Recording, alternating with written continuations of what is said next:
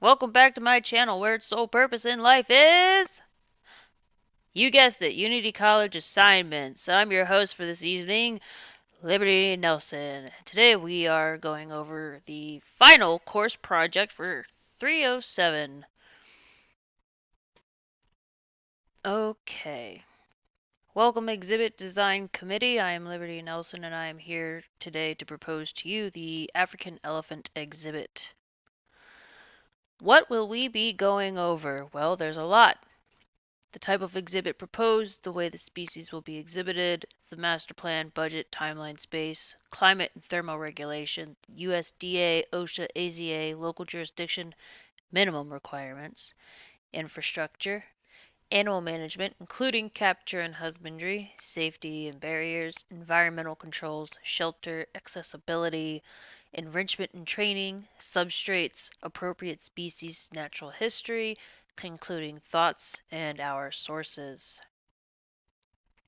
The type of exhibit proposed is intended to be geographic. We wish to make the exhibit functional, naturalistic, and immersive.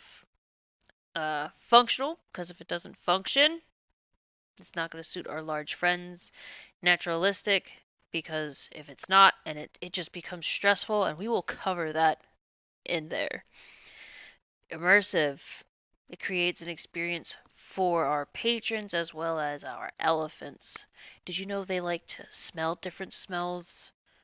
That's why it's important to have immersive. Master plan, budget, timeline, and space. We will be going with the Oregon Zoo master plan, and our budget is $15 million over a time span of 3.5 years, and we have 5 acres to do it. Now, why 15 million? Because elephants are expensive, and so is their needs, and there's nothing wrong with being needy. 3.5 years, give or take, because things happen, and sometimes those things don't happen. So, roughly 3.5 years. And 5 acres, because that's not too generous, but it also it should work well with our 3 to 5 animals. Now, the climate and the thermoregulation, they don't have sweat glands. So they have vasodilation, wrinkles and crevices, and dirt. The dirt gets into their crevices and that holds on to water, which creates mud, and it helps them. And as they heat up or as they cool down, if they heat up, the water evaporates and they can flap their ears. And the faster they flap their ears, or the more frequently they flap their ears, the hotter they are. And it's their way of cooling down. And vasodilation just means that they can open up their blood vessels, and then there goes the blood. When you flap it, it cools down. It's the equivalent of running cold water on your wrist when you're hot. You know? Gotta cool down. So, minimum requirements. The USDA enforces the Animal Welfare Act. As long as the animals are taken care of, we'll be okay. OSHA or TOSHA, which is your Tennessee version, approved workplace safety and health programs, local requirements, permits, permits, permits. AZA, you will see in your next slide, because it's a lot. Literally for elephants, these are the managements that they require. Abiotic environment variables, biotic variables, health and nutrition, behavior management, management structure, safety program assessment, conservation education and research, cooperative, exhibit social dietary novel olfactory, remember olfactory smells, enrichment, and safety considerations. Infrastructure. Drains at the bottom of the pool because if the elephants contract EEHV, we will lose our entire herd. And it is said to be transferred via saliva from the trunk. Water evacuated can be filtered and used elsewhere. Hoses will be located inside the barn, mounted on walls already attached to spigots. Drains will be located inside the barn for easy cleanup. For the urine, not the feces. They will be painted yellow because we need to keep in mind our colorblind friends. Animal management, including capture and husbandry. No, we will not participate in the capture of wild elephants, and in the rare circumstance, we will take an elephant from a sanctuary. Positive reinforcement training causes voluntary participation. Safety barriers, locks, gates, doors, etc.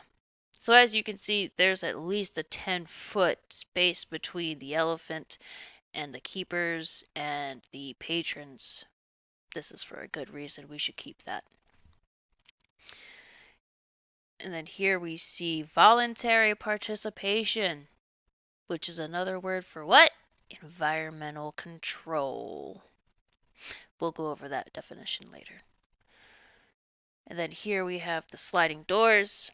Not only is that a safety feature, but it also expands the containment area. Here we have the mesh wires. It's like a chain link fence, but firm. So that way your elephants can't reach up and touch. We don't want them touching things. They can be very tall. Environmental controls. We just went over that. Control means the animal can decide when, how, where, and with whom to go and or make use of the feature or not without outside interference, although outside interference may be needed at first for training. It's kind of as if you're training a puppy or even a toddler. I know that sounds strange. Training a toddler, yes. Let's not go in our diaper, little Timmy. Let's go in the toilet. Essentially, it's training. Anywho, voluntary participation and the ability to disengage, those are very important. Think about it. Do you were forced to do something so often as a child and now you just resent it and now you don't do it at all? It could be that one thing. It could be anything. It could be not finishing a book. It could just be hand washing dishes. Ceilings. Oh, excuse me. I apologize. Shelter. Shelter needs to have ceilings with mesh wire. As we talked about earlier, it's as if it's a chain link fence, but firm. And why? Why? Because standards, AZA style, and safety. Standard indoor facilities must provide adequate room for elephants to move about, lie down without restriction. Appropriate space should be available to allow elephants to be separated either through individual stalling or through the use of restraints. Indoor housing for both males and females must be designed to accommodate an elephant that can reach up to 24 feet. That's tall. All ceilings, wires, pipes, etc. must be out of reach or adequately protected. Measurement. If there are elephant behavioral, social, or medical issues shown to be caused by insufficient space, rocking, not natural, not normal, not okay. There must be a program in place to address the issue. Accessibility, maintenance, cleaning. So we need to provide them with at least 4 TH6x4 diesel John Deere type. Basically, it's a nice little, we called them gators when I was in the military, and it's got a little pickup bed, and you can put your rakes and your hoses and your shovels in. You need accessibility to drains, accessible access points to the enclosure that are safe and triple locked. So, just so that way we can keep the patrons out. Enrichment training, feeders, and drinkers. Creep door? No, we don't need a creep door. Because these elephants are rather massive and strong. We don't want to potentially break something. So this is a picture from the Houston Zoo. Over here they have a heater. Here they have a sand pile. And then this they can push into a circle. See the circle on the floor? They can just push it and it goes in a circle.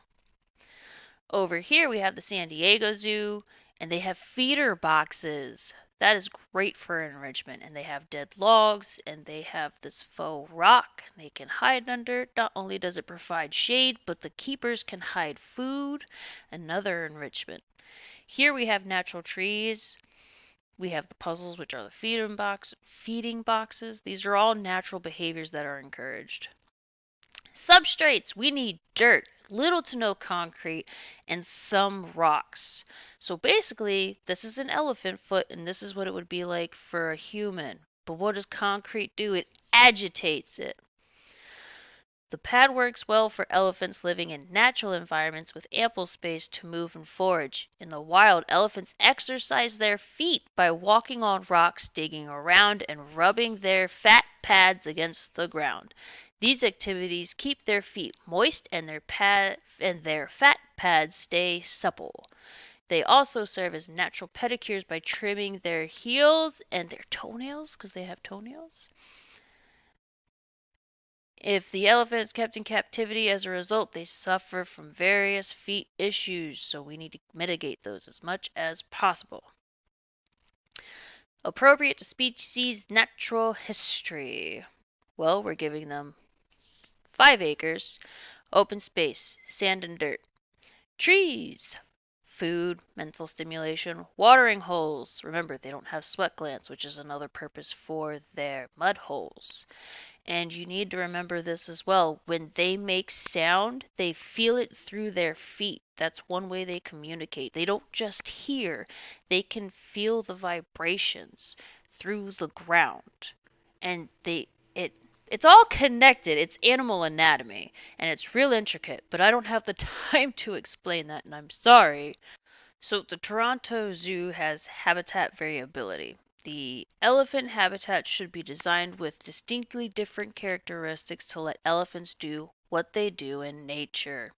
Exhibits should incorporate natural features such as scratch posts, rocks, sand digs and piles, budding trees, because, you know, but budding trees, variable mud wallows, snack or feed stations, of course.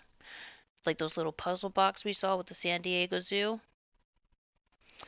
Pool levels could vary to create a dynamic habitat. Along the edge, habitats will be heavily forested and open, creating an unparalleled vista. This variability is enriching for the elephants and continues the immersive and naturalistic habitats of the existing savanna to engage the visitor. Concluding thoughts. Bringing new animals or new exhibits to the zoo always brings a new surplus of patrons. There was an article written where they said zoos often see record crowds when new elephants are born or added to existing population for about 2 years.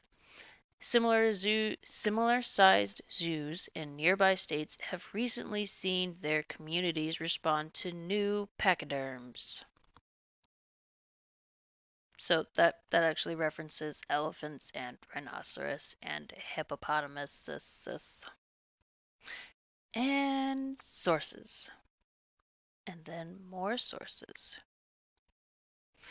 And thank you for your time. Please don't ask for a hippopotamus for Christmas. They are very dangerous. Happy holidays.